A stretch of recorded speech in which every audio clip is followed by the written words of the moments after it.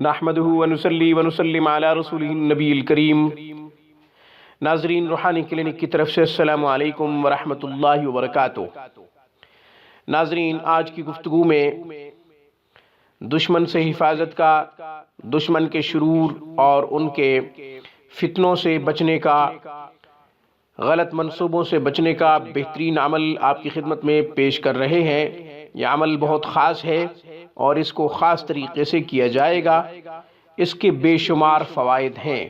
ناظرین، دشمن ایک ہو یا زیادہ آپ کو تنگ کر رہے ہوں، دشمنوں کا جتھا ہو، دشمنوں کا ٹولہ ہو، دشمنوں کا لشکر ہو آپ کو تنگ کر رہا ہو، یا دشمنوں کا پورا خاندان، یعنی ایک خاندان کے کئی دشمن آپ کے پیچھے پڑ گئے ہوں، تو یہ عمل مفید، تیر بہدف اور نایاب ہے۔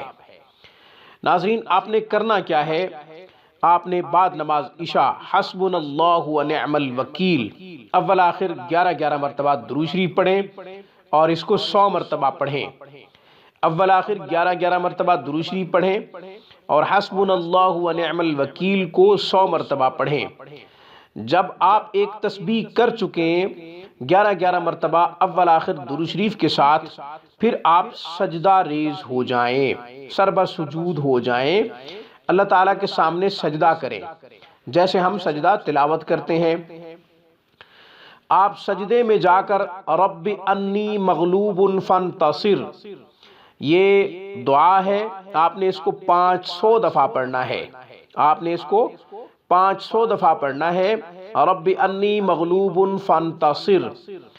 تسبیح کرتے وقت دشمنوں کا تصور، دشمنوں کا خیال ذہن میں رہے، نہ بھی رہے، صرف نیت کر لینا کافی ہے۔ اللہ جل شانہ خود جانتے ہیں کہ آپ کے دشمن کون ہیں اور آپ کس نیت سے پڑھ رہے ہیں، اس لیے تسبیح پڑھتے وقت، وظیفہ کرتے وقت دشمنوں کو تصور میں لانے سے ذہن تقسیم ہو جائے گا۔ شروع میں ارادہ کافی ہے، شروع میں نیت کافی ہے۔ یہ عمل 7 دن کریں گے انشاءاللہ، پھر تماشا دیکھیں کہ آپ کے دشمنوں کے ساتھ ہوتا کیا ہے۔ وہ رسوا ہوں گے، ذلیل ہوں گے، بشرط یہ کہ یہ وظیفہ ناجائز نہ کریں، اس وظیفہ کو غلط استعمال نہ کریں۔ روحانی کلینک میں آج بس اتنا ہی۔ روحانی کلینک کو سبسکرائب کر لیں۔ ہماری تمام ویڈیوز کی اپڈیٹ حاصل کرنے کے لیے گھنٹی کے بٹن کو دبا دیں۔ گھر بیٹھے مذہبی تعلیمات حاصل کرنا چاہیں یا پھر قرآن کریم کو تجوید سے پڑھنا چاہیں یا پھر ترجمہ و تفسیر سے قرآن کو سیکھنا چاہیں، تو ہمارا بہترین سٹاف دینی خدمات میں شب و روز مصروف عمل ہے۔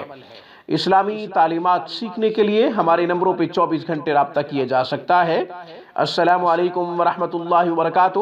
Thanks for watching my video. Allah حافظ، اللہ نگہبان۔